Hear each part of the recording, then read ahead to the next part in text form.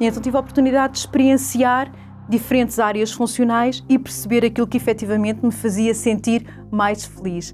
E percebi rapidamente que era todo este contexto de gestão de pessoas em contexto organizacional.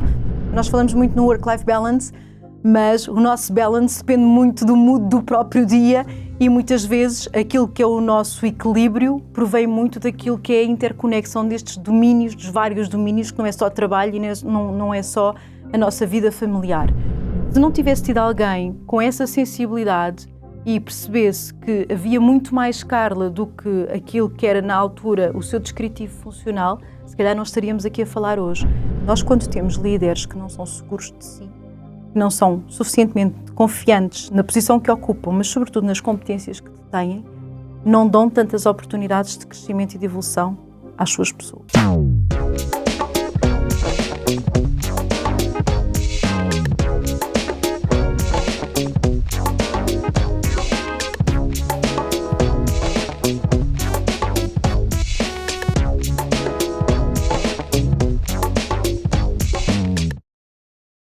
Olá e sejam bem-vindos a mais um episódio do podcast Tribo de Líderes e hoje temos connosco uma convidada muito especial que veio quase de propósito, não posso dizer que foi de propósito, mas quase de propósito para este podcast.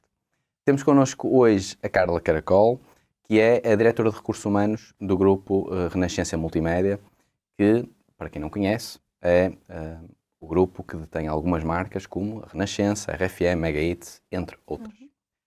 Carla, obrigada por teres aceitado aqui o convite, até porque vens cansada da viagem. Muito cansada da viagem. Obrigado por teres aceitado. Obrigada eu pelo convite, é um verdadeiro prazer estar aqui hoje. Muito bem. O que é que eu queria lançar aqui como primeiro tema? Conhecermos-te. Ou seja, eu já te conheço, o podcast se fosse só para mim, esta pergunta não fazia sentido, mas como é para mais pessoas, o que eu gostava de saber era como é que tudo começou. Tu chegaste neste momento a diretora de Recursos Humanos do Grupo Renascença, mas sempre foi uma ambição tua trabalhar com pessoas? Sim. Boa. Eu desde muito cedo, desde muito jovem, sabia que queria trabalhar na área de recursos humanos. Portanto, trabalhar com pessoas em contexto organizacional, mas nem sempre o fiz.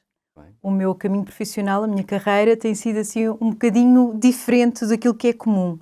Eu depois da licenciatura, quando terminei a licenciatura em Sociologia na Universidade Nova de Lisboa, eu fui trabalhar numa consultora, estive a estagiar numa consultora durante os largos meses, entretanto acabei por fazer contrato com eles, mas quase passado um ano o meu pai estava a lançar um negócio próprio, um negócio familiar no âmbito da construção civil e precisava de ajuda e convidou-me para o ajudar nesse arranque desse negócio e eu aceitei.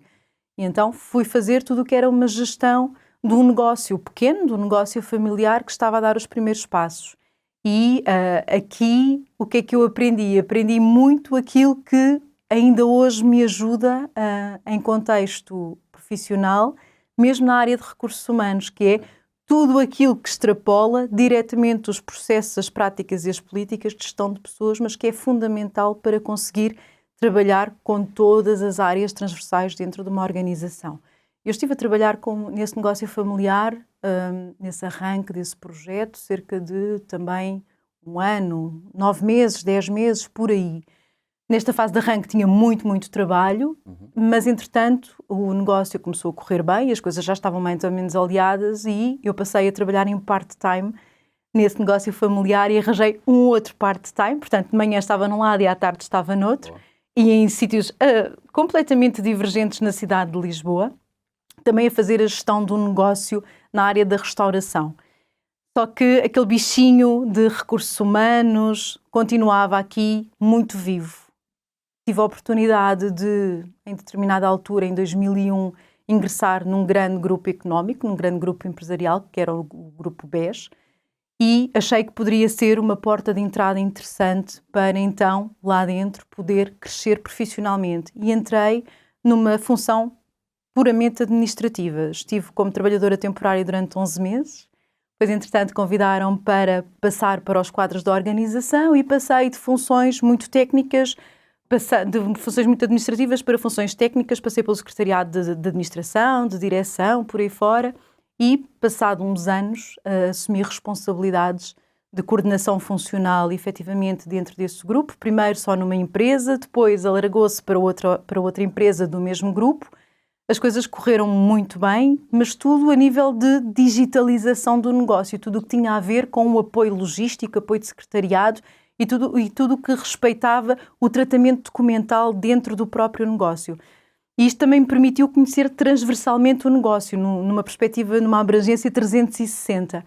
E depois, em 2010, começou a haver realmente necessidade de apostar na área de recursos humanos e então lembraram-se de mim, felizmente. Mas lembraram-se de mim não foi assim do nada, era todos os anos na avaliação de desempenho eu fazia questão de escrever na avaliação que eu gostava muito daquilo que fazia, eu sabia que as coisas corriam bem, que apresentava resultados, mas um dia que houvesse oportunidade de voltar a trabalhar na área de recursos humanos, o que tinha feito após a licenciatura, que era a minha área de paixão. E em 2010 esse convite surgiu. Surgiu também não apenas por causa da avaliação de desempenho e destes inputs que eu lá colocava, mas porque tudo o que era desafios que a legislação portuguesa nos trazia em termos de recursos humanos, por exemplo, em 2006, creio, sai a legislação sobre a obrigatoriedade de gestão da formação, de formação profissional para os nossos trabalhadores, e nós não tínhamos quem o fizesse, tínhamos apenas uma empresa externa que fazia o processamento salarial e estas questões não estavam asseguradas, e eu voluntariamente fazia isso. Portanto, também fui gerando as minhas próprias oportunidades. E desde 2010 até 2007 estive como HR Manager, primeiro nessas duas empresas do grupo e depois alargou-se para outras empresas do grupo, numa primeira fase sozinha, depois numa segunda fase já com uma colega, e em 2017 surge o convite para trabalhar no grupo Renascença Multimédia. Deixa-me só dizer uma coisa que eu acho que é importante para quem nos possa ouvir. Eu gosto muito de dar este exemplo, que é, eu sempre soube que queria trabalhar em recursos humanos. Porquê? Durante os verões, a partir dos 15 anos, eu tinha sempre pequenas experiências profissionais, como estagiária. Tive a felicidade do meu pai trabalhar na Imprensa Nacional Casa da Moeda. Eles tinham um programa de ocupação de tempos livres para os filhos dos trabalhadores, e os meus pais iam de férias e eu ficava a trabalhar. E então tive a oportunidade de experienciar diferentes áreas funcionais e perceber aquilo que efetivamente me fazia sentir mais feliz. E percebi rapidamente que era todo este contexto de gestão de pessoas em contexto organizacional. Agora, nem sempre, como podes constatar, o percurso da minha carreira não foi linear, não tenho um percurso limpinho como muitos dos meus colegas de recursos humanos têm, mas, por outro lado, tudo aquilo que trago de bagagem a nível de gestão de negócio ajuda muito depois a ganhar confiança junto das minhas pessoas, porque eu sei de falar a mesma linguagem que as pessoas de outras áreas. A cultura organizacional e recursos humanos acabam de estar todos complementados, sim. O que, no teu caso, é uma grande vantagem porque tu tens uma grande experiência, principalmente no início de carreira, em estratégia, não é? Porque foste passando por várias áreas dentro de empresas distintas e agora trazes esse know-how para os recursos humanos, designadamente o facto de seres a diretora de recursos humanos do grupo. Se pudesses escolher um outro caminho, escolherias ou manterias este percurso profissional que seguiste? Olha, nunca respondi a essa questão. Se calhar manteria. Sabes que eu tenho muito orgulho no meu percurso profissional. Como dizia, não é um percurso linear, não é o percurso que se espera que um diretor de recursos humanos tenha, mas eu acho que também acaba por ser uma prova viva de que é possível. Mesmo começando na base da pirâmide, sabes? É possível. E isso mostra às pessoas que, apesar de, em determinadas alturas da vida, as oportunidades que nós queremos muito não nos aparecem, se nós mostrarmos que somos capazes, se nós mostrarmos o nosso talento, se nós expressarmos aquilo que ambicionamos, certamente haverá alguém atento dentro das organizações e que lhes custará menos dar-nos oportunidades de nós podermos agarrar aquilo que são então esses nossos desejos. Eu, sinceramente, acho que voltava a fazer tudo de novo. Se calhar há ali algumas coisas que faria de forma diferente. Também não é preciso custar tanto, não é? Sim. Mas faria, sim. Acaba por dar uma bagagem absolutamente distinta. A pergunta foi bastante genérica, só para saber se havia alguma coisa que tu farias diferente. Mas, na prática, eu acho que é uma clara vantagem. Tu frisaste em um ponto que é o percurso normal não é este, na parte não apenas em recursos humanos, mas se calhar em outras áreas e em outras funções, mas aquilo que eu vou vendo com base na experiência que vou tendo e com os contactos que vou fazendo, é que quanto mais experiências distintas tu tens, num percurso inicialmente generalista, quando depois acabas por afunilar para a especialidade, tu vais ter tanta informação e tanto conhecimento de outras áreas que vais trazer algo que é quase revolucionário, digamos assim, para a função que depois acabarás por exercer. Porquê é que tu soubeste que sempre querias trabalhar em recursos humanos? Tem a ver com as pessoas? Olha, tive muito a ver com aquela boa experiência da área de recursos humanos na Imprensa Nacional Casa da Moeda. Eu fiquei absolutamente fascinada com tudo aquilo que eles ofereciam às suas pessoas. Não estou a falar de condições remuneratórias excepcionais, nem nada disso. Era o bem-estar que se sentia dentro da organização, o quanto se sentia ao vestir a camisola por parte dos trabalhadores, mas também das famílias dos trabalhadores, que era uma coisa que para mim... eu tinha um orgulho imenso em dizer que o meu pai trabalhava lá, sabes? E cada vez que lá ia, eu sentia-me super acarinhada pelos colegas do meu pai e sentia-me verdadeiramente em casa e em família. E já um bocadinho mais tarde, não foi logo nessas primeiras experiências aos 15 anos, que me apercebi que muito daquilo que era este bem-estar que eu sentia dentro daquela organização provia daquilo que tinham sido práticas intencionais na área de gestão de pessoas. E começou a nascer ali um bocadinho o fascínio por este domínio. Aquilo que é o bem-estar que é proporcionado não apenas aos trabalhadores em si, mas às suas famílias, por exemplo, através destas experiências de ocupação de tempos livres, através da experiência de uma colónia de férias, por aí fora. Quando tratam bem os nossos filhos, nós também nos sentimos bem tratados, não é? Portanto, acaba por ser um bocadinho viral. E depois, todos os filhos dos trabalhadores acabaram por ser embaixadores daquela marca. Isto é extraordinário. Então, eu diria que o grande fascínio surgiu daí. Tanto que depois, durante a licenciatura, tudo o que eram cadeiras opcionais no curso, eu selecionava sempre tudo o que dizia respeito à gestão de pessoas. Sempre. Primeiro porque, sociologicamente, eu já percebia o contexto, mas depois eu queria perceber um bocadinho mais em termos de práticas para complementar a experiência que eu já tinha tido em contexto organizacional, então, na Casa da Moeda. Portanto, eu diria que o grande culpado foi mesmo, a grande culpada foi mesmo a Casa da Moeda. Um bom culpado. E o teu pai, por influência de permitir, no fundo, que tu visses isso relativamente cedo, como é que era a cultura organizacional, como é que as coisas funcionavam, portanto é muito interessante. Há pessoas que não sabem qual é a sua ambição ou o que querem, por vários motivos, provavelmente porque não tiveram a oportunidade que eu tive, por exemplo, de fazer várias coisas e encontrar o meu propósito. Apesar dessa ser a última pergunta do podcast, visto que eu acho que é relevante trazê-la agora, tu tens o teu? Qual é o teu propósito? Tens alguma coisa que sintas que é mesmo a tua missão de vida? Olha, em termos profissionais, estás-me tu a perguntar. Diria. A não ser que queiras partilhar algo a nível pessoal.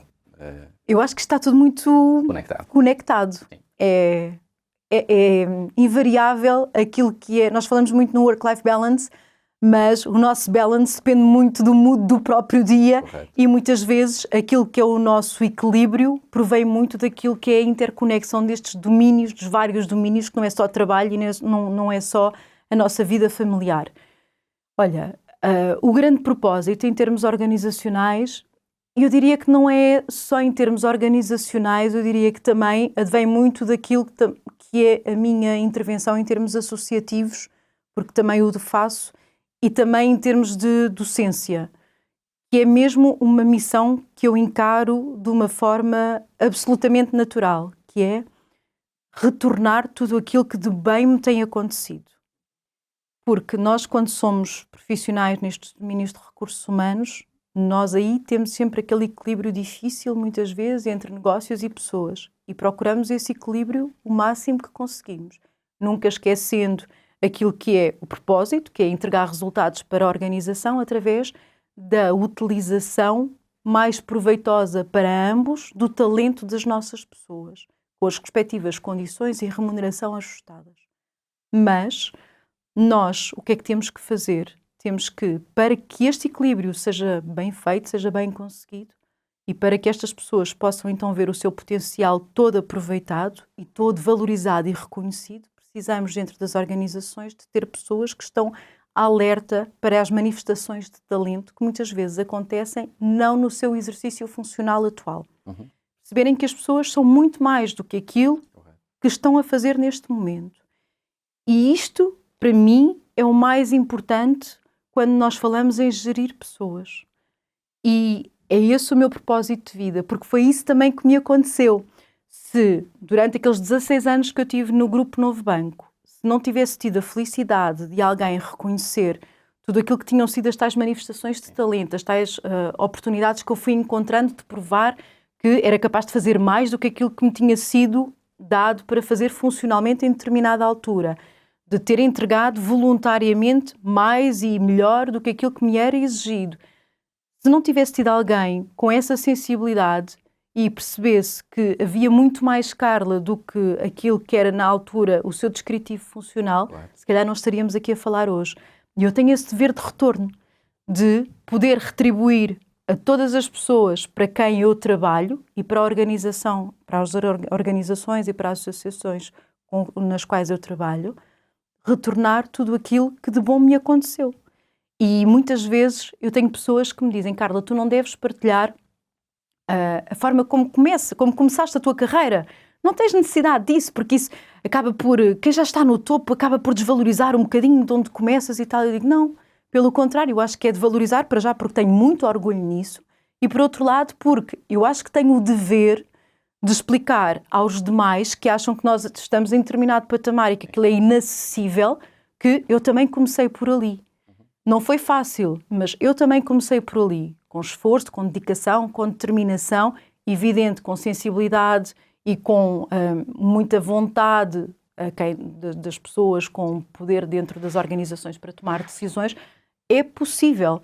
Portanto, é essa a minha missão, é esse o meu propósito. É servir organizações, servir pessoas, no sentido de tirar o melhor proveito destas para aportar resultados, tornando-se também eles os melhores profissionais e melhores pessoas que possam ser.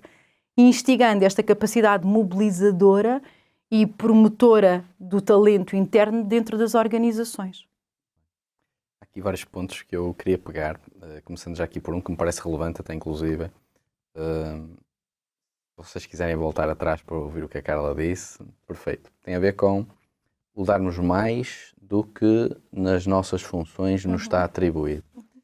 Porque é mesmo de facto fundamental, ou seja, a partir do momento que nós estamos numa determinada... Não é necessariamente quando trabalhamos apenas por conta de outrem, ou seja, quando trabalhamos por conta própria ou na nossa vida no geral, enquanto pais, enquanto filhos, enquanto atletas, treinadores. Portanto, quanto mais nós aplicamos na nossa vida, mais fácil é ter a tal sorte, que não existe, que é um resultado de trabalho. Tu tens várias funções. Primeiro, és diretora de recursos humanos do Grupo Renascença Multimédia, está bem dito, certo? Está bem dito.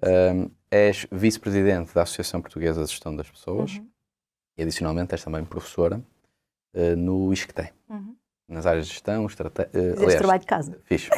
E não estou a olhar para o papel, não paramos aqui o... Mas, sim, vamos falar em todas, mas vou começar por fazer uma pergunta. Das 3 grandes funções, digamos assim, professora, vice-presidente de um projeto que é associativo e da vertente empresarial, alguma que seja a menina dos teus olhos, gostes mais enquanto função, ou todas elas têm um... Olha, todas elas são importantes para mim, porque senão não fazia sentido também estar a investir o meu tempo nas 3 que me ocupam muito tempo.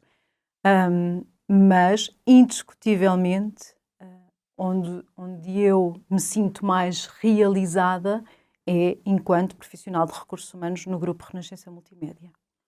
Porquê? Porque é aqui que eu consigo fazer o tal equilíbrio entre pessoas e negócios.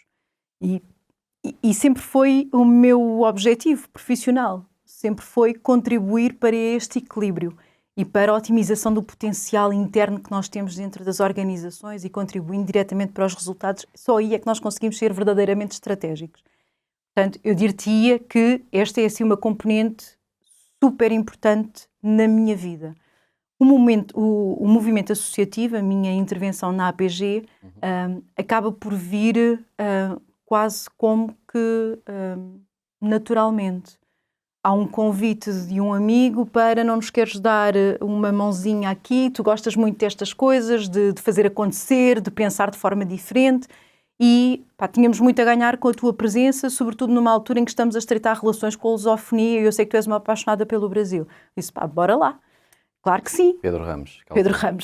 Já cá claro. Esteve também. Boa. E aceitei na hora o convite e tem sido muito, muito, muito profícuo esta relação e este investimento do meu tempo também na associação, porque estamos a dinamizar a mesma, estamos a tentar tirá-la aqui de um bocadinho de um cariz mais vintage que tinha e está muito mais dinâmica do que era até há uns anos a esta parte, com imensos eventos, com muitas iniciativas que acrescentam valor aos nossos associados, mas a toda a comunidade de recursos humanos.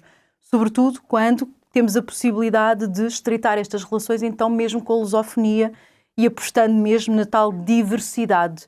E acrescenta-nos a todos, nós enquanto profissionais e enquanto pessoas. E tem sido aqui um projeto muito, muito, muito prazeroso.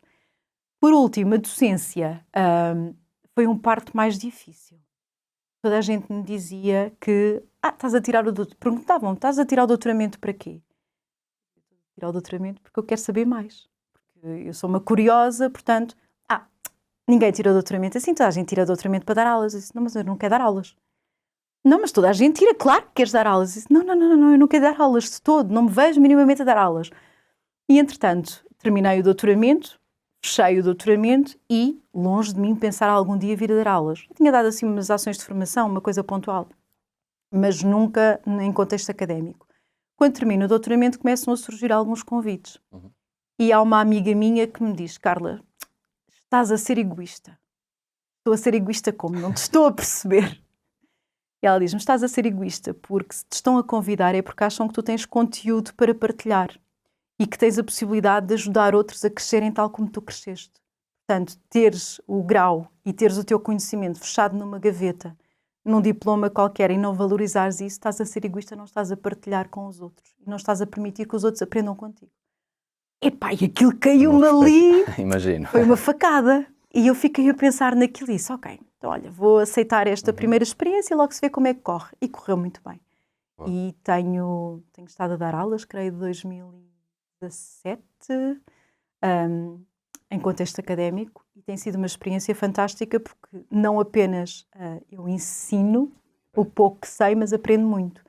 E permite-me aqui uma abordagem diferente com diferentes segmentos. Eu dou tanto a alunos de mestrado como a um segmento executivo e há uma troca de experiências, de contextos absolutamente distintos e, inclusive, em termos geracionais, em termos daquilo que é o background académico dos diferentes alunos e é super interessante. Eu gosto muito de fazer projetos aplicados, por exemplo, a disciplina que dou de gestão estratégica de recursos humanos nos mídia. No final do ano, normalmente, peço sempre aos alunos para selecionarem um determinado programa de rádio ou televisão, de fazerem uma análise crítica de enquadramento estratégico daquele programa. Depois peço para eles fazerem descritivos funcionais, dossiês de competências, análise daquilo que é a avaliação de desempenho daquelas pessoas, pensando no perfil ideal, e eles saem dali com um bichinho sobre aquilo que é a importância da área de recursos humanos e todo o seu potencial. Eu sei que a maior parte deles não vão ser profissionais de recursos humanos, mas vão se tornar profissionais exigentes com os colegas da área de recursos humanos. E isto vai alavancar aquilo que é a qualidade dentro das organizações. Portanto, nem que seja só por isso, eu acho que já valeu esta experiência. Desde 2017. Desde 2017, creio eu. Algumas pessoas acreditam que a liderança é inata. Mas a verdade é que todos nós temos a capacidade de desenvolver as nossas competências, mesmo que não tenhamos tido a sorte de nascer com elas no nosso código genético. Foi por isso que criamos um curso que tem o nome de Programa de Formação de Liderança e que conta com a acreditação do The Institute of Leadership, uma instituição de renome no Reino Unido, que conta com mais de 75 anos de história nesta área, que é a área da liderança. Este curso é orientado para todos aqueles que, tal como disse no início, querem saber mais sobre liderança. E para isso, desenvolvemos um modelo que conta com 12 módulos de contacto. E esses 12 módulos podem ver abaixo aqui no conteúdo desta página e, como irão perceber, dá conta de todos os principais desafios e competências que, enquanto líderes, nós devemos ter para atingir aquilo que nós designamos de sucesso organizacional. Por isso, ao longo deste curso, vamos ter uma panóplia de informações e soluções que vocês irão receber. Isso consiste nas mais de 22 horas de conteúdo gravado que irão ter acesso, nas mais de 12 horas de conteúdo que irão ter a oportunidade de aceder em direto se optarem por trabalhar connosco em formato de turma e, se optarem por esta solução, irão ter acesso a inúmeros líderes que irão convosco partilhar as suas melhores práticas. Teremos a sorte de ter várias pessoas de renome, quer nacional, quer internacional, que irão partilhar a sua experiência e conhecimento. Adicionalmente, falamos de mais de 1500 slides de conteúdo, mais de 200 páginas de exercícios e ferramentas que poderão ver, rever e utilizar nas vossas empresas e organizações para que, juntamente com as vossas equipas, consigam construir uma liderança brutal. O meu nome é Sérgio Salino e a minha empresa Macro Consulting já ajudou dezenas de líderes e organizações a atingirem o sucesso e espero que possamos, juntamente contigo, atingir o mesmo. Um abraço e vemo-nos em breve. Eu trabalho na área da consultoria, tenho a minha empresa e também dou aulas na faculdade, mais especificamente neste momento na Porto Executive Academy, e o que eu me via a fazer no futuro era mesmo trabalhar mais nesta área, ou seja, eu sou apaixonado por educação no geral, provavelmente influenciado pela minha mãe, que durante algum tempo tomou conta de crianças, e a forma como ela usava a educação para transformar e mudar mentalidades era algo que me fazia curiosidade. Portanto, eu agora tenho um filho, portanto li tudo que podia, sou um ávido leitor, aliás sou viciado completamente. A minha mulher está-me sempre a dizer para eu não comprar mais livros, e então tento constantemente aprender. Por isso, nessa vertente temos aqui algumas semelhanças. Pegando agora no contexto profissional, que é aquilo que te dá mais gosto a fazer. Portanto, enquanto diretora de recursos humanos do Grupo Renascença, há aqui várias marcas que fazem parte aqui do grupo. Quais é que são os principais desafios que tu sentes na tua profissão? Está relacionado com a gestão propriamente de pessoas? Está relacionado com a comunicação? Está relacionado com a identificação de talentos para trabalhar? Está relacionado com a tecnologia? Estou a dar aqui alguns exemplos, mas olha, há vários. Desafios, são muitos os desafios e os desafios têm sido cada vez mais exigentes. Eu diria que neste momento os grandes desafios na atividade profissional decorre de desconstruir aquela ideia que muitas pessoas têm, porque leem coisas descontextualizadas, de que o teletrabalho é aplicável a todas as situações e que resolve todos os problemas pessoais e profissionais. E isso tem sido árduo, posso dizer, porque muitas vezes as pessoas leem que a Google, a Amazon, não sei o quê, que fazem e que acham que todas as empresas têm que replicar. E nós temos que fazer-lhes entender que não temos a dimensão, não temos o contexto e não estamos naquele setor de atividade. Portanto, temos que explicar o porquê. Isto é um desafio. Por outro lado, outro desafio que tem sido recorrente é nós conseguirmos estar na vanguarda daquilo que são as competências digitais. O nosso negócio é cada vez mais digital, menos analógico. A velocidade dos órgãos de comunicação social é perfeitamente alucinante. Nós não estamos a recrutar muito em LinkedIn, muitas vezes recrutamos em redes sociais. E logo aqui também é um mindset absolutamente distinto para nós profissionais de RH. Posso dizer que o primeiro processo de recrutamento e seleção que tive no grupo Renascença Multimédia foi de influencers. Eu nunca tinha ouvido falar em influencers. Estamos a falar de 2017. Eu fazia a mais pequena ideia do que era um influencer. E nós, muitas vezes, temos que desconstruir tudo aquilo que já sabemos, porque o negócio assim o exige. E isto tem sido um desafio para as pessoas, para perceberem o contexto e para perceberem também tudo aquilo que é a comunicação transparente, objetiva, por parte da empresa, de que as coisas muitas vezes não são feitas porque ou não é o momento certo, ou porque não faz mesmo sentido em termos de negócio, e desconstruir muitas coisas que são boas práticas no vizinho ao lado, mas que para nós não faz qualquer tipo de sentido, sem que as pessoas se sintam lesadas nos seus direitos e naquilo que são as suas condições de trabalho, procurar esse equilíbrio. Mas, por outro lado, também há aqui uma grande preocupação e um grande desafio em mudar o próprio perfil do profissional de recursos humanos. Nós não podemos só encarar os desafios como estando externos à área de RH, porque a área de RH vai beber muito àquilo também que é a própria competências dos seus profissionais para agarrarem esses desafios. E temos que ter essas condições reunidas. E o perfil de um trabalhador na área de recursos humanos é perfeitamente distinto do que era há uns anos atrás. Nós não precisamos de saber só processos de recrutamento e seleção, avaliação de desempenho, descritivos funcionais, por aí fora. Nós precisamos saber de marketing, de finanças, de gestão de frotas, enfim, mil e uma coisas que até então nós dizíamos que éramos estratégicos, mas que não assumíamos esta estratégia porque tudo aquilo que era a linguagem de negócio nós desconhecíamos e achávamos que não tínhamos que nos meter. Portanto, nós não vamos conseguir desconstruir as coisas perante as nossas pessoas em todas as dificuldades que temos se a linguagem que nós utilizamos não é reconhecida como a linguagem dos nossos colegas a quem estamos a tentar ajudar. Portanto, eu acho que os grandes desafios têm sido mesmo a esses dois níveis. Agora, se me perguntares, então e tens conseguido, a equipa tem conseguido? Sim. Comunicação, comunicação, comunicação. E muita capacidade de autoquestionamento e de vontade de desenvolvimento de competências próprias dos profissionais de recursos humanos que colaboram connosco. Temos de estar constantemente em aprendizagem, constantemente. Isso, ou seja, na prática, isso no fundo é o que um líder deve fazer, ou seja em recursos humanos, seja em qualquer outra área, esta constante forma de continuar a querer aprender e saber mais, desafiar aquilo que são as realidades quase absolutas e tentar ao máximo adaptar-se aqui a esta nova realidade. Esta questão aí do teletrabalho não é assim tão nova, sabes? Sim.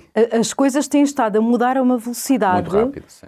E nós muitas vezes temos uma resistência à mudança porque achamos que tudo o que fazíamos há 20 anos que funcionava lindamente agora é só continuar a fazer aquilo que fazíamos. E não, absolutamente. Mesmo que as coisas estejam a correr bem, nós temos que continuar a questionar. Sempre, sempre, sempre. Não podemos parar de questionar. Há um livro que eu adoro, estavas a dizer há pouco que gostas muito de ler, há um livro que eu adoro, para mim é quase equiparado à Bíblia, a nível de gestão, que é o Good to Great. Do Jim Collins. Que é espetacular, que é precisamente... em português de bom a excelente, que é a tradução. Basicamente o que diz é, apesar de eu já fazer e fazer muito bem, eu tenho que querer ambicionar, atingir a excelência. E é possível. Agora tenho que ter método, organização, e isto é possível. E tenho que questionar o status quo vigente. Sempre. Já agora recomendo vivamente esse livro. É um dos melhores mesmo. Há muitos bons livros, de facto, mas esse do Jim Collins é qualquer coisa de extraordinário. Simples. Simples, muito simples. A forma como ele comunica é também muito com exemplos. Sim. Pegando então aqui só numa pergunta que eu fiquei curioso. Os desafios do teletrabalho.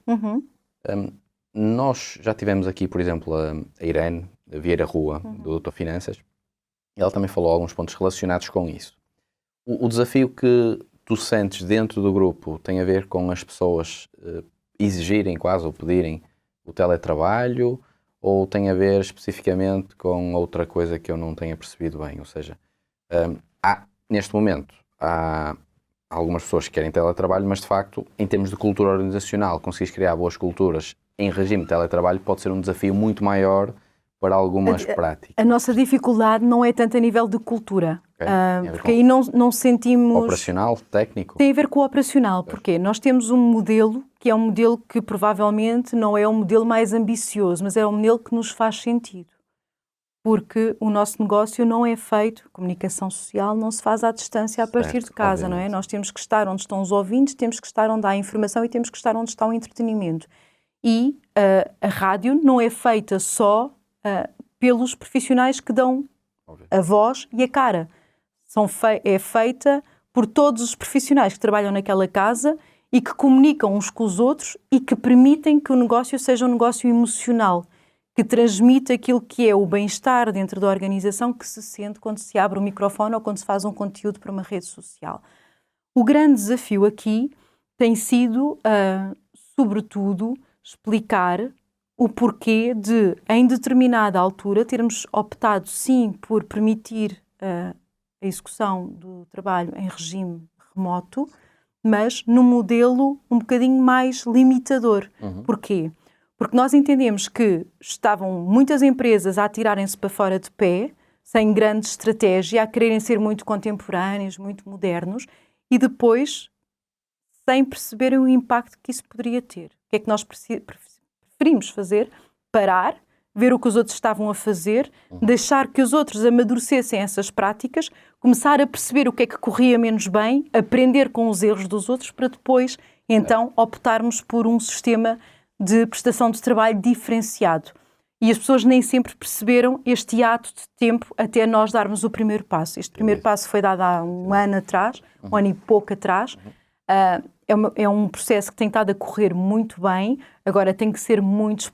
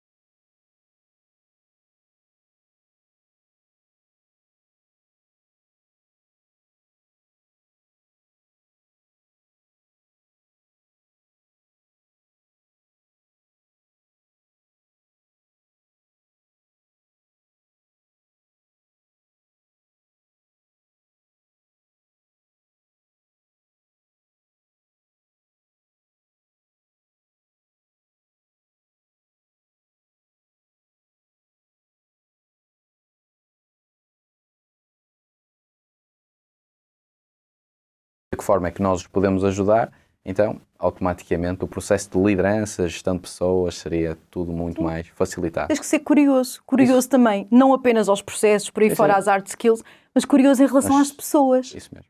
Com respeito, evidente. Há pessoas depois que não querem mesmo falar, mas sim, isso também, pronto, é uma ótima... Está no direito deles. Certo. É respeitar também. As pessoas não têm que... Porque há pessoas que dizem, não, eu venho para aqui, venho trabalhar, não venho fazer amigos. Certo. O que é que vais dizer? Não vais obrigar. Tudo certo. Tens que respeitar. Assim que a pessoa se sente melhor, é esse respeito. Sejam felizes. Isso mesmo, certo, é importante. Pegando agora então aqui no número... Quantas pessoas fazem parte do grupo? Olha, entre trabalhadores e colaboradores, porque o negócio tem muitos prestadores de serviços, estamos a falar cerca de 300 pessoas. E tu há pouco referiste que hoje os profissionais de recursos humanos têm muitos desafios, que é a adaptação àquilo que tem que ser, no fundo, as competências necessárias a ter para superar os desafios e obstáculos que se vão colocando no caminho. Tu achas que é mais fácil formar ou encontrar talento para fazer face a estes desafios? Olha, é mais fácil formar. Formar. Eu acho que é mais fácil formar. Eu não sei se calhar estou a errar.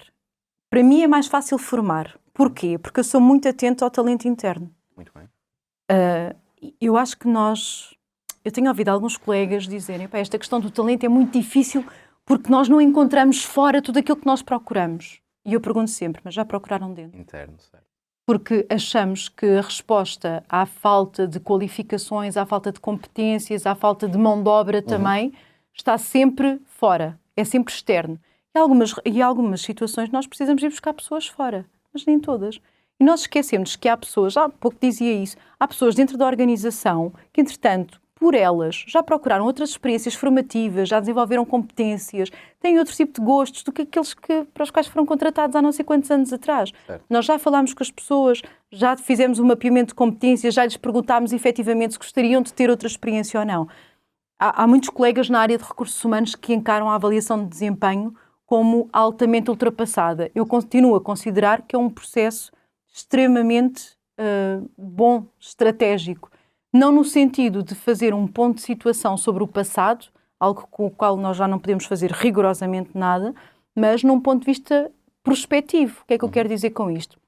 Não é te limitares a dizer, olha, aquele foi 4, foi 5, foi 3, não sei o quê, e depois fundamentares, ok, aquela pessoa tem potencial para esta competência, para este exercício funcional, em termos de avaliação por parte do líder, mas também questionar a própria pessoa. E isto permite-nos cruzar as competências com aquilo que são as perspectivas de carreira das pessoas.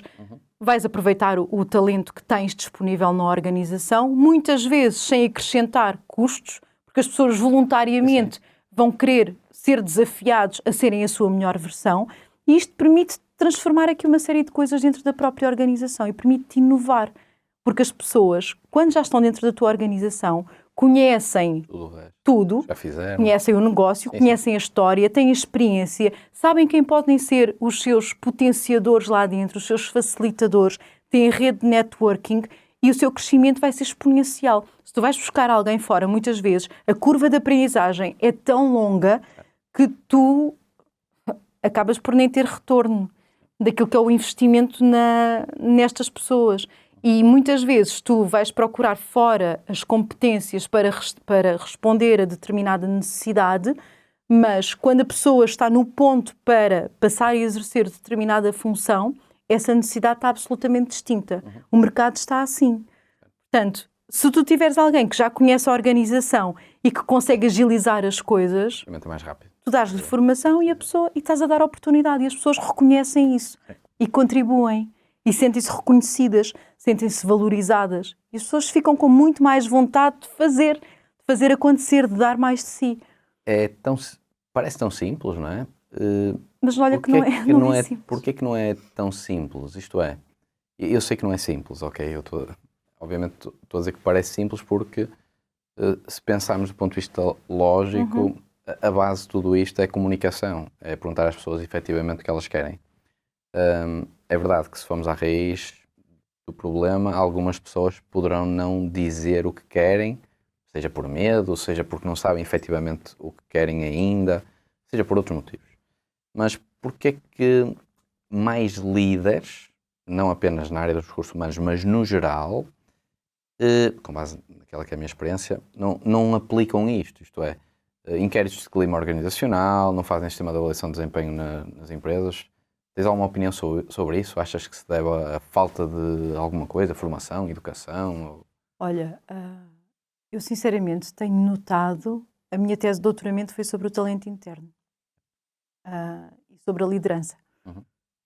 E não apenas em contexto académico, corrente da investigação que tenho feito, mas também em contexto organizacional, o que eu tenho notado é que nós, quando temos líderes que não são seguros de si, que não são suficientemente confiantes na posição que ocupam, mas sobretudo nas competências que têm, não dão tantas oportunidades de crescimento e de evolução às suas pessoas. E isto é altamente castrador, porque o que nós queremos é empresas, organizações que reproduzam o seu talento através da promoção do mesmo pelos seus líderes. Temos de ter líderes que identifiquem este talento e que os ajudem a ser a sua melhor versão. E o que muitas vezes acontece é que temos líderes que castram esta evolução porque têm medo de ser ultrapassados, porque veem as oportunidades a serem dadas a outros e que provavelmente nesta curva de aprendizagem e de evolução vão ser ainda melhor do que eles e que inclusive lhes podem vir a tirar o lugar. Eu tenho assistido a algumas situações destas. Como é que isto se combate? Olha, sobretudo permitindo que estes líderes se tornem confiantes, que tenham autoestima e que tenham oportunidades eles mesmos de competências, de desenvolvimento de competências, oportunidades de aprendizagem, de evolução. Através da formação é uma das possibilidades, da formação em contexto mais formal, mas também em outras experiências que possam ter, inclusive de participação em conferências fora do país, por aí fora, de networking com outras realidades, para ir desconstruindo um bocadinho disto. Porque depois tu tens tão bons exemplos que se tu começares a perceber que isto é bom para a organização e, consequentemente, é bom para ti e que, inclusive, é bom para ti enquanto líder, porque vais estar muitas vezes a ser valorizado ou ser avaliado com base também na tua capacidade de reprodução de talento, que as pessoas começam a perder esse receio de ser ultrapassadas. Agora, há todo um conjunto de iniciativas que sim, têm que ser asseguradas pela própria organização, no sentido de os líderes, termos bons líderes, líderes confiantes, líderes com autoestima e líderes que se preocupam genuinamente com as suas pessoas, não apenas no seu bem-estar físico e mental, mas naquilo que é o aproveitamento de todo o seu potencial, dando oportunidades de crescimento, desafiando-os. Senão, imagina-te a fazeres a mesma coisa das 9 às 5 durante 15 anos. É altamente redutor.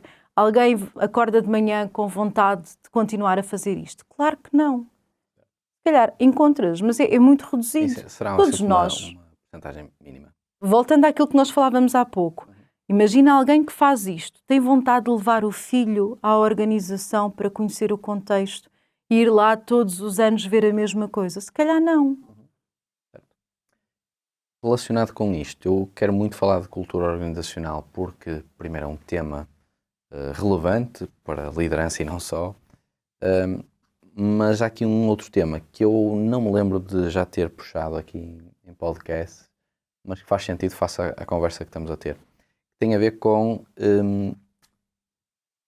de quem é, a culpa não é um bom termo, mas será o colaborador que tem a responsabilidade de se focar no seu plano de desenvolvimento individual, ou será que é a empresa que se deve focar efetivamente no plano de desenvolvimento individual de cada um dos colaboradores? Isto porquê? Para contextualizar a pergunta. Porque, de facto, a empresa ou o líder pode colocar à disposição dos colaboradores as ferramentas certas para eles conseguirem atingir um determinado patamar na empresa, mas não havendo interesse do colaborador, pode haver aqui essa problemática. Mas, por outro lado, o colaborador pode sentir que não está a ser apoiado pela empresa nesse sentido e, portanto, está aqui esta pergunta que eu gostava de saber a tua opinião. Olha, em relação ao desenvolvimento de competências, há um construto académico, pondo o meu chapéu agora enquanto docente universitária, há um construto académico que é a nova carreira organizacional, que é super simples de explicar e com a qual eu concordo absolutamente, que é aquilo que são as oportunidades de aprendizagem e de desenvolvimento de competências não pode ficar só no lado da responsabilidade da organização. A organização, efetivamente, tem a responsabilidade de cumprir com aquilo que é o desenvolvimento das competências necessárias para o correto desempenho das pessoas no seu exercício funcional. Certo. E pensando também para além disto, pensando na tal potenciação do talento que esta pessoa possa ter para desempenhar outras funções. E isto decorre não apenas da obrigatoriedade legal das 40 horas de formação, que é uma coisa que eu abomino absolutamente, mas decorre de sermos estratégicos naquilo que é o nosso investimento para as ações de formação. Correto. Okay? E esta é uma responsabilidade da organização, mas não pode ficar por aí. Até porque muitas vezes aquilo que a organização precisa, em termos de desenvolvimento de competências que as pessoas precisam, as pessoas não o querem fazer. Portanto, tem que se explicar às pessoas que aquilo é verdadeiramente essencial, elas fazerem, desenvolverem aquelas competências por isto, para o exercício de determinada tarefa, ou pensando no futuro, que aquilo torna-se crítico por esta razão. E as pessoas aí percebem. E percebem com naturalidade. E esta é uma parte, pensando só no negócio. As pessoas, na sua globalidade, é engraçado porque ainda no outro dia estava a falar sobre os resultados de um focus group que nós fizemos e onde os resultados eram basicamente, as pessoas quando inquiridas diziam que a grande responsabilidade do desenvolvimento das suas competências era da organização. Estamos a falar de cerca de 80 e qualquer coisa por cento. E eu fiquei um bocadinho horrorizada com aquele resultado. Porque em determinada altura da nossa vida, nós percebemos que somos trabalhadores em determinada organização e o caminho que nos está a ser desenhado é este. Mas eu não me tenho que limitar àquilo que a organização quer por mim. Portanto, eu, enquanto pessoa, quero ter também outro tipo de desafios profissionais ou pessoais. Eu posso querer ter um part-time qualquer, de um hobby qualquer. E faz-me sentido investir na minha formação de forma complementar àquela que a organização me dá. Isto acrescenta-me enquanto pessoa e enquanto profissional. Porque muito daquilo que, por exemplo, são agora o mindset da área de comunicação social, são as redes sociais e tudo o que são competências digitais. Nós conseguimos rapidamente dar resposta porque muitas das nossas pessoas já tinham percebido as tendências e já estavam a fazer formação nestes domínios há muito tempo. Por sua vontade. Okay? E isto atalha caminho. E isto também permite que as pessoas antecipem estas tendências e que rapidamente sejam protagonistas dentro das organizações em algumas coisas que se tornam de repente prioritárias e que nós muitas vezes não sabemos que vai acontecer, portanto não dotamos as pessoas de competências para. E em determinada altura encontramos a competência-chave naquela pessoa que por acaso é nosso colaborador. Aquela pessoa já foi atalhando caminho por sua vontade. Quando há pouco falava-te do doutoramento, as pessoas perguntavam-me aquilo que te dizia, não queres ir dar aulas? Eu dizia, não, então, mas és tu que estás a pagar o doutoramento? Aprendizagem. Sim, mas como? Porque eu gosto muito, eu quero aprender, eu tenho vontade de aprender, eu quero ser a melhor a fazer isto. E assim como nas pós-graduações, como nos cursos de especialização, sempre foi investimento pessoal. Aliás, muitas vezes em contexto de recrutamento e seleção, quando tu vês nos CVs de alguns candidatos algumas coisas, há algumas perguntas que tu podes fazer para perceber se as pessoas efetivamente queriam muito aquilo e que disponibilizaram do seu dinheiro para investir naquela formação ou se foi a organização que pagou e que eles foram no flow, estás a ver? Porque é absolutamente distinto. Aliás, quando tu vês em contexto académico pessoas que têm as ações de formação pagas pela organização ou pessoas que pagaram do seu dinheiro, que estão a investir das suas poupanças naquela formação, a maior parte das vezes, aquilo que é a sua dedicação àquele projeto formativo é absolutamente distinto. E isto diz muito de ti enquanto pessoa, enquanto profissional. Mas, um cuidado, nem todas as pessoas têm dinheiro para investir neste tipo de cursos, neste tipo de formação, não é? Portanto, nós temos que perceber também o contexto. Tem muito a ver... Há várias variáveis aqui, de facto, mas concordo em absoluto. E agora até pegando no teu caso, ou seja, o facto de tu teres constantemente, ainda no grupo BEST, se bem me lembro da nossa conversa de há pouco, nas avaliações de desempenho, dizer que tu querias fazer algo mais nessa área, é um bom exemplo disto. Ou seja, se tu não o fizesses, muito provavelmente, podemos estar enganados, mas também nunca vamos saber, não teriam identificado que tu terias esse interesse e terias as competências necessárias para fazeres. Provavelmente. O que eu acho que poderia acontecer. Mas as pessoas muitas vezes têm medo de falar. É isso. Podemos perguntar porquê, não estamos na cabeça dos outros, mas acredito que tenha mesmo a ver com insegurança e aqui um estigma de que o falhanço é mau. Eu já dei este exemplo em alguns episódios, mas vou reforçar. Vou dar um exemplo diferente, mas depois acabo com o que costumo dar. eu fui fazer algumas sessões de literacia financeira em escolas. E do 1º ao 4º ano, os alunos são incríveis. Toda a gente participa, toda a gente levanta o braço, não há medo nenhum de partilhar. A partir de alguns do 7º ano, o que tu vês é que tudo fica calado. Pai, não sei se é no 5º ou no 6º, mas há ali um drive qualquer que mudou e a malta deixa de ter vontade de partilhar, fica reprimido. É aqui uma questão social, obviamente. Já agora um exemplo, não vou dar o que costumo dar, basta verem os episódios anteriores. Um miúdo que, a 20 perguntas mais ou menos que eu fiz, errou uma. Eu perguntei qual é que era o país onde o empreendedorismo era maior. E ele respondeu África. Ou seja, enganou-se, obviamente. Queria dizer um país africano, ou então ouviu o continente. E toda a gente usou. O miúdo acertou em 19 respostas, mas falhou uma. Ou seja, o que fica é o erro. É uma estupidez, mas é o que temos. Sim. Mas sabes que as pessoas muitas vezes têm medo, na minha perspectiva, têm medo de falar também, porque acabam por achar que os começam a ver com outros olhos e se calhar a duvidar das suas próprias competências e da forma como poderão responder positivamente a novos desafios, mas por outro lado também porque lhes pode ser castrado ainda mais o caminho. Faz sentido. Até porque quando tu estás há muitos anos na mesma organização, é mais difícil tu crescer.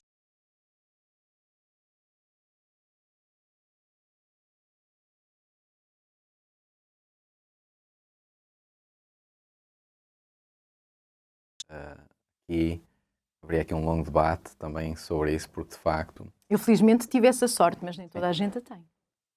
Certo.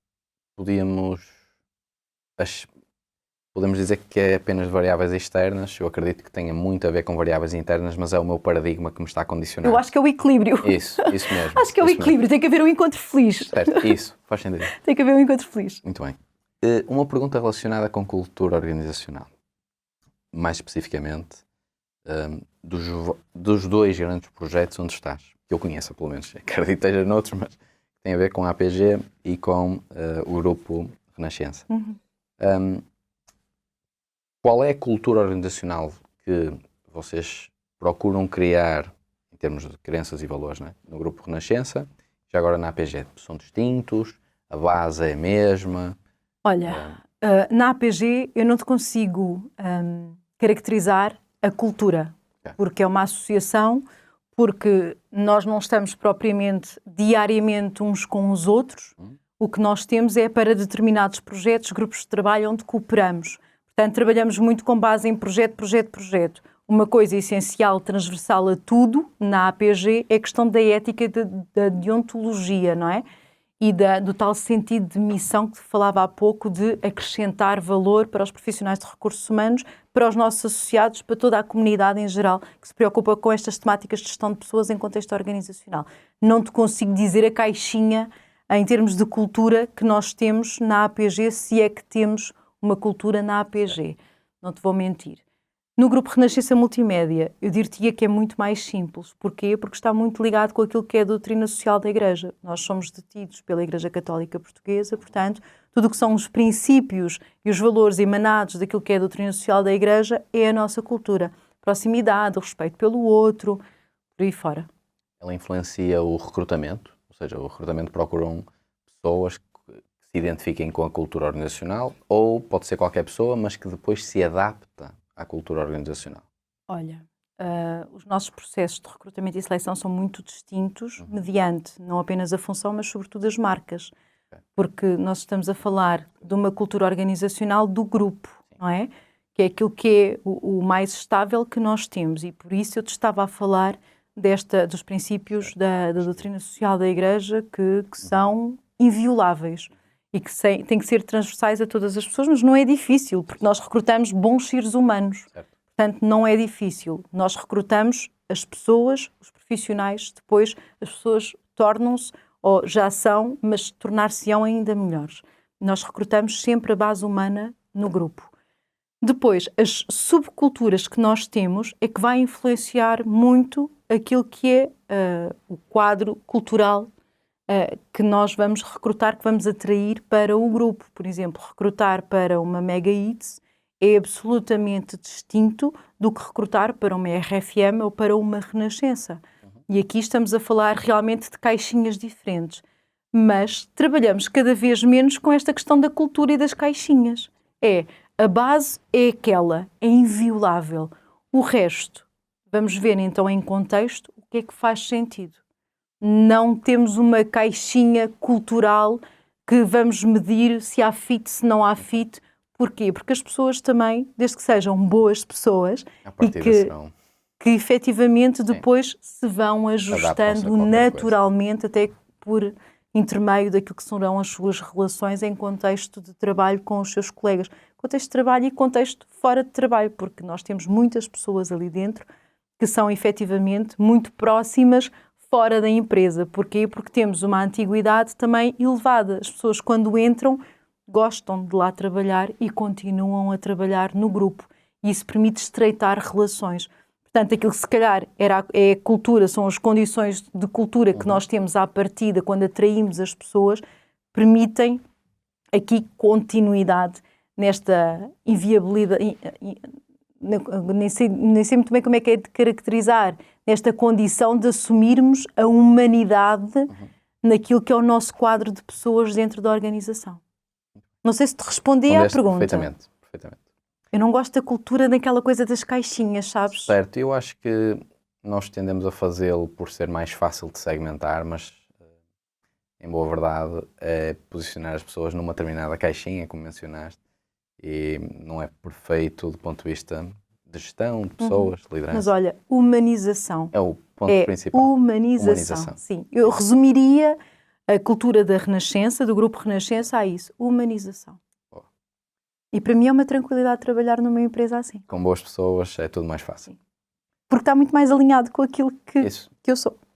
Boa. Há um termo que nós cunhamos, apesar de ele não ser novo, nós simplesmente colocamos um nome, que é Tríade de Sucesso Organizacional, e é composto por 3 vetores. É um triângulo que tem liderança, cultura organizacional e estratégia. Nós acreditamos genuinamente que estes 3 são os fundamentais para as organizações terem sucesso. Destes 3, sendo tu alguém que tem muito know-how em cultura organizacional, estratégia e na liderança, que é algo que tu exerces naturalmente, achas que há algum destes 3, que tenha um peso mais preponderante no sucesso das organizações ou não? Olha, eu acho que tem os 3. Onde é que pode ter mais peso? Se calhar vou pensar ao contrário, que é, na falta, o que é que pode ter um impacto mais negativo? Faz sentido. A estratégia. Certo. E nós, muitas vezes, nas organizações, o que é que fazemos? Respondemos ao imediato, àquilo que são os desafios cotidianos, à gestão corrente, e esquecemos de tudo aquilo que está na base, que é a estratégia. E não disponibilizamos tempo para a estratégia e para a tática. Dedicamos apenas à operação. E quando tu perdes o foco num enquadramento, as coisas não vão correr bem. Podem correr bem no momento, mas a médio prazo não vão correr bem. O sucesso não vai acontecer.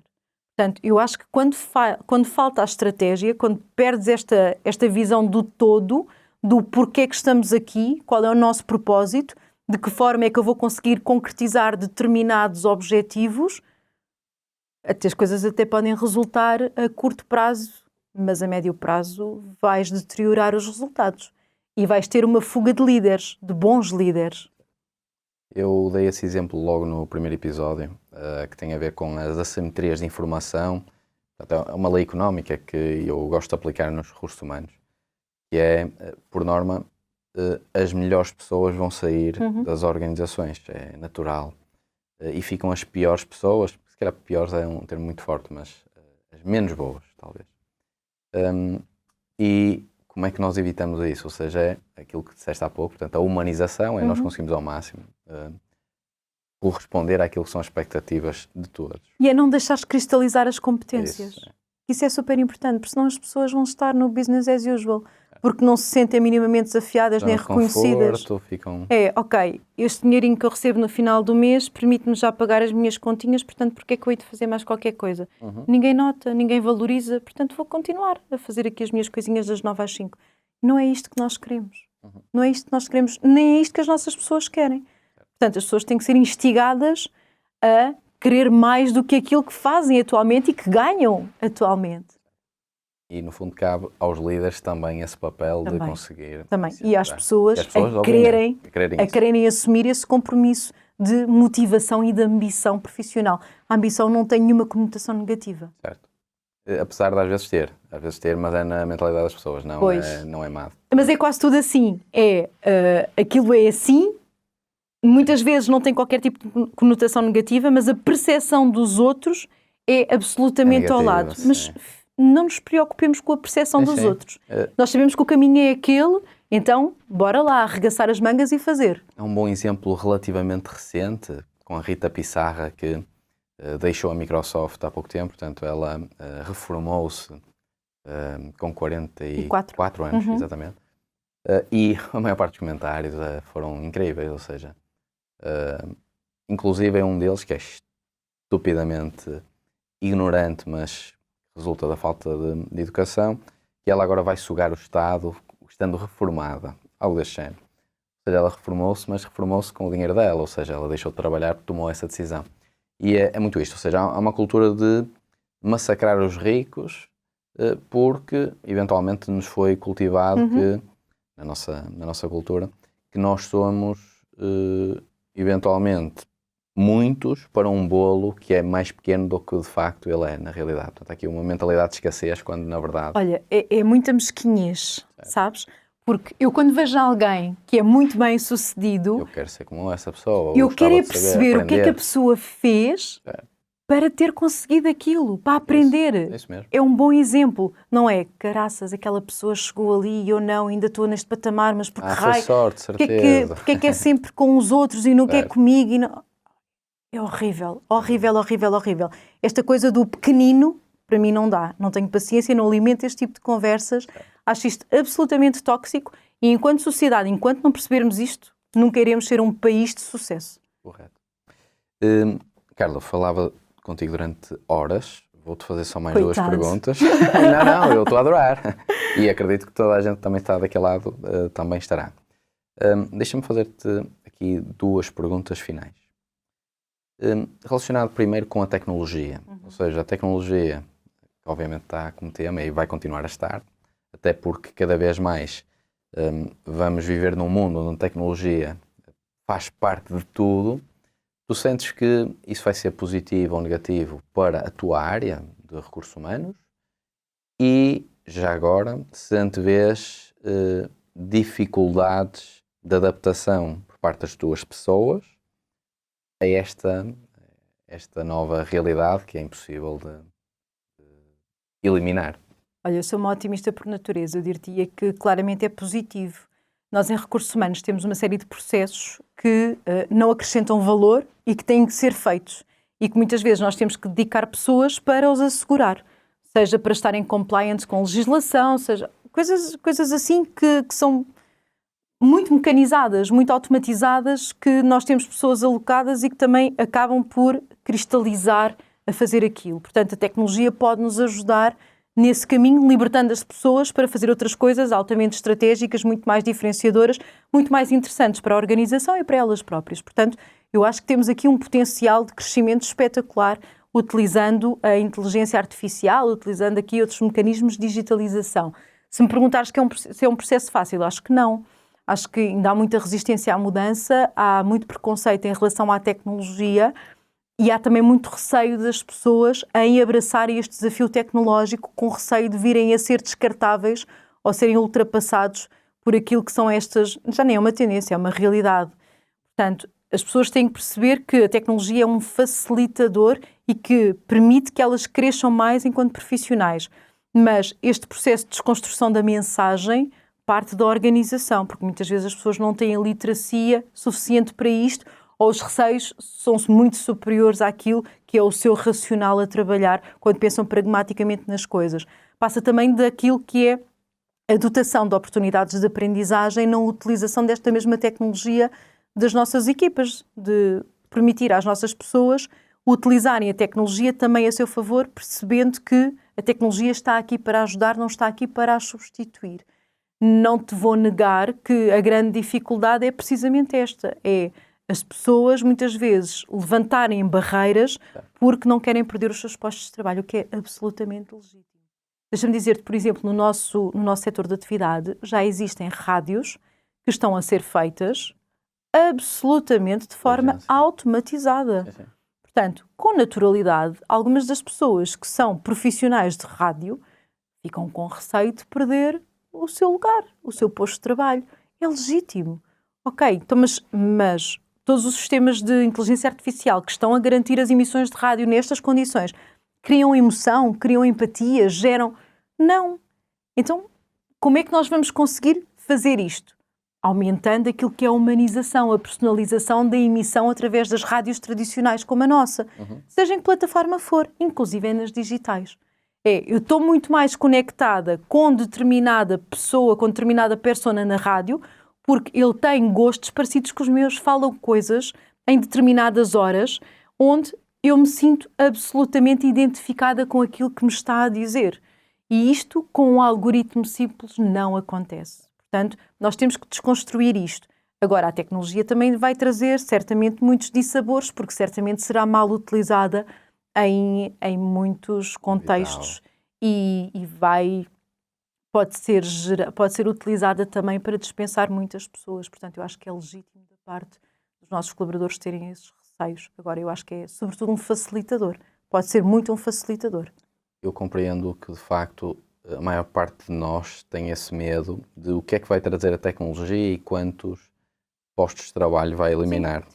Acrescentando só aqui um ponto, até porque é histórico e eu acho que é importante também frisar, em todas as revoluções, o que se assiste é uma perda de alguns tipos de funções de trabalho. Aliás, havia um artigo há muito pouco tempo que, muito provavelmente, daqui a 10 anos, o meu filho ainda não estará no mercado de trabalho, a não ser que comece muito cedo, quase como o meu pai, mas há profissões que nós hoje não as conhecemos. Portanto, isso é assustador do ponto de vista da evolução. Eu dizia-te há pouco, em 2017 contratavam um influencer. Você viu lá que era um influencer? Exatamente. Por amor de Deus, nunca tinha ouvido falar. Uma não das é? profissões que... Tantas coisas que entretanto apareceram, que para nós eram absolutamente desconhecidas e que por agora estão perfeitamente normalizadas. Portanto, o futuro é um lugar interessante. Isso. Assim nós consigamos estar à altura do desafio e prepararmos as nossas pessoas para...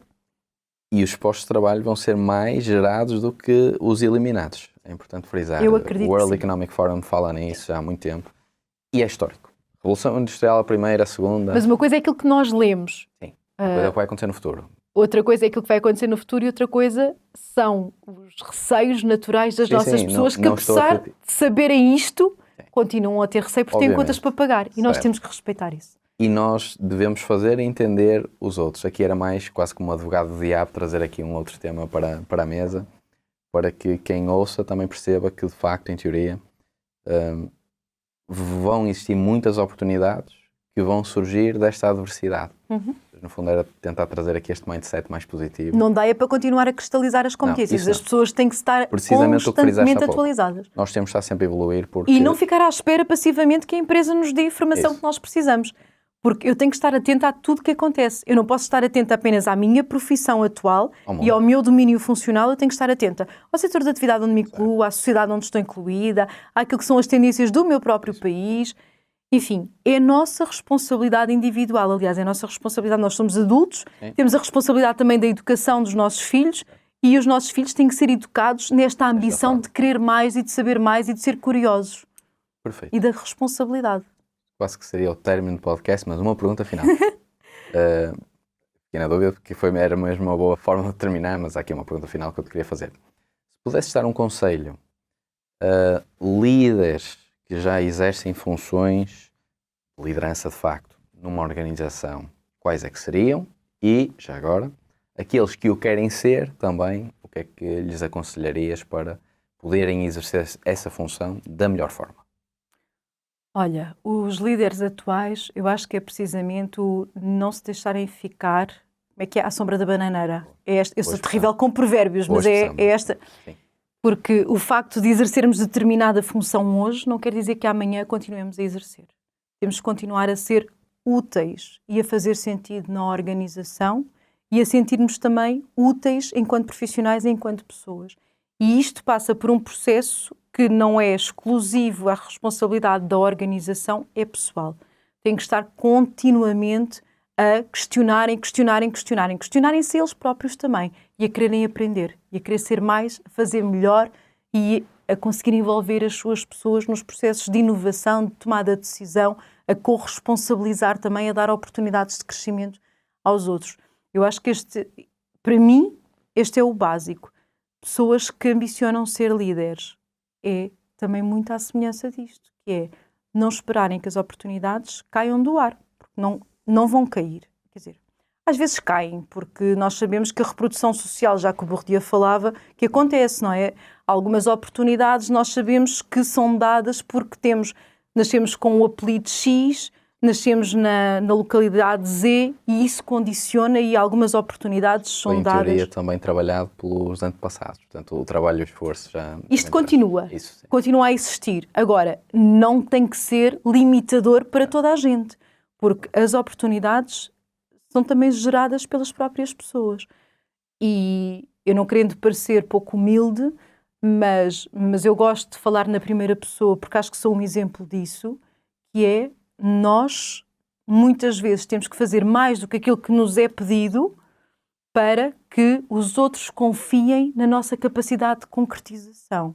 Isto passa por aportar resultados, pelo desempenho, mas também por muito daquilo que é o nosso raio de influência em termos da rede networking, as relações que nós vamos construindo nos diferentes sítios por onde vamos passando, seja na academia, durante os nossos graus académicos, seja nas diferentes organizações onde vamos ter experiências profissionais, seja no nosso círculo de amigos. E sobre isto há outra coisa muito importante. Na minha perspectiva, volto a dizer, que é, temos que nos reunir de pessoas que nos querem bem. Pessoas que nos motivem a ser a nossa melhor versão. Nós muitas vezes temos aqui algum pudor em dizer não e mesmo há algumas pessoas que durante determinado período da nossa vida fizeram parte de um círculo mais restrito de amizades, mas que em determinada altura nós deixámos de estarmos tão alinhados, de nos reconhecermos tantos neles. E há algumas pessoas que vão ter que cair na nossa vida, porque outras têm que entrar para nós crescermos. Isto não tem mal nenhum. Não tem mal nenhum, faz parte do processo de maturidade.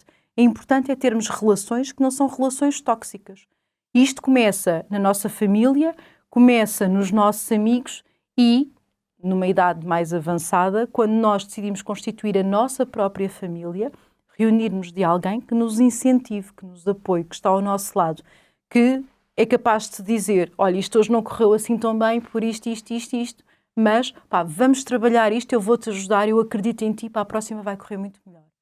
É altamente diferente do que alguém que castra o teu potencial e que te diz, eu tinha-te avisado, eu já sabia que isto não ia correr bem e tu não voltas a acreditar em ti. E não interessa ter pessoas ao nosso lado que não nos incentivam, que não nos permitem ser tudo aquilo que nós ambicionamos e para o qual nós temos potencial. Eu acho que isso é absolutamente crítico no nosso estado de carreira e na nossa evolução enquanto profissionais, mas também enquanto pessoas. Termos pessoas que nos querem bem. Carla, excelente. Muito obrigado pela tua partilha. Obrigada eu. Obrigada. E acredito que toda a gente vai ficar inspirado com todo o conteúdo, mas este último foi... Obrigada. Foi muito bom. Muito obrigada. Deixa-me partilhar contigo para terminar então só aqui um presente, ainda para mais vieste especificamente... Eu gosto de dizer especificamente, mas não foi especificamente. Obrigada. Não, eu vinha a Barcelos e acabei por passar aqui. Obrigado pela tua disponibilidade. Obrigada e por teres vindo. Ai, muito obrigada. Um vinho, uma caneca que é igual a esta. Se quiseres, eu agradeço-te.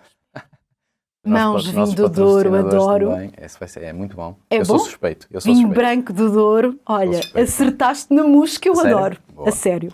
Umas bolachinhas também, que são sem glúten. Eu não sou... boa. Eu não sou nada gulosa, aliás, nota-se, não é? Nós todos gostamos de bolachas, acredito. É da Cláudia Sá, vale a pena. Adoro. E bolachinhas depois tens aí a canequinha. E uma caneca. Tribo de Lidas. Está bem? Olha, boa, que é igual a esta. Igualzinho a esta. Então, eu escuso de abrir a caixinha. Obrigado. Espetacular. Olha, muito obrigada. Obrigada, foi um gosto. Obrigada. Para terminar, espero que tenham gostado deste episódio tanto como eu. A Carla partilhou aqui connosco vários insights que, quer para futuros líderes, quer para atuais líderes, são excelentes e que nos vais dar aqui formas de evoluirmos. E esta evolução é o principal objetivo da criação deste podcast. Quando nós o criamos e mantemos a mesma missão, nós fizemos-lo com o intuito de procurar passar para quem está desse lado aquilo que são as melhores práticas de liderança, partilhando as experiências, o conhecimento de convidados que, como a Carla Caracol, têm muito a ensinar-nos. E, para mim, tem sido uma masterclass todos os episódios, espero que para vocês também. Se tiverem insights, se tiverem partilhas que queiram fazer, façam-nos nos comentários, seja no YouTube, seja no Spotify, outra qualquer plataforma. E vemo-nos no próximo episódio do podcast Tribo de Líderes.